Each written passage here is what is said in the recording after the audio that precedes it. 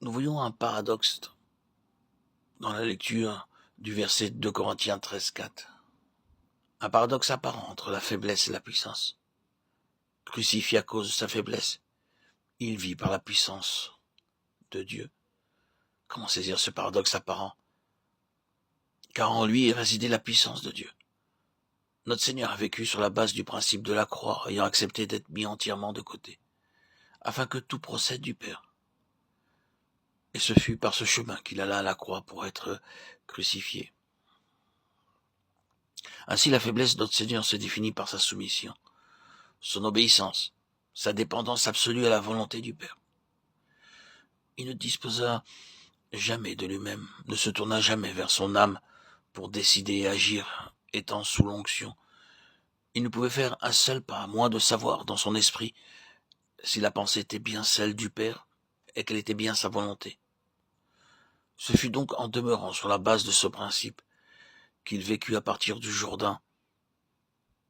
Cette faiblesse qui était dans sa soumission absolue s'exprimait dans ses déclarations. Jean 5, 19, 6, 57, 8, 28, 12, 49, desquelles ressortait la négation à toute indépendance.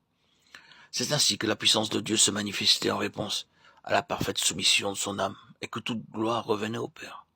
Je ne cherche pas ma gloire, Jean 8, 50. C'est lui qui fait les œuvres, Jean 14, 10. C'est ce que doit être l'expérience de l'Église. Elle doit se mouvoir dans la dépendance et le gouvernement des cieux, sous la verticalité et l'axialité du trône, l'onction ayant le contrôle en toutes choses et tout étant entre les mains du Saint-Esprit. Christ est l'incarnation du principe de la soumission. Christ est l'ordre divin parfait. Il est la vision et la révélation de ce qu'est l'Église, l'homme corporatif, en raison de sa position en lui. Nous sommes appelés par notre vocation à collaborer dans une dépendance croissante, étant gouvernés essentiellement par cette vision de Christ, à laquelle doit être conformée l'Église, son corps. Ainsi l'Église doit être caractérisée par cette faiblesse, le produit de l'œuvre de la croix qui détermine la mesure de dépendance à Christ, sa tête, afin que sa puissance se manifeste à travers elle. Quand je suis faible, c'est alors que je suis fort, 2 Corinthiens 12, 10. Car ma puissance s'accomplit dans la faiblesse, 2 Corinthiens 12, 9. Pour que je ne sois pas enflé d'orgueil à cause de l'excellence de ces révélations, Dieu seul sait les profondeurs de la chute et le danger qui guette même les vases de choix comme Paul. Ne fut-il pas dans l'étonnement lorsque le Seigneur lui révéla cette dangereuse possibilité et que la continuation de ce ministère impliquait le maintien de cette écharde? C'est pourquoi la croix doit maintenir l'homme naturel constamment de côté afin que nous nous effacions jusqu'à disparaître.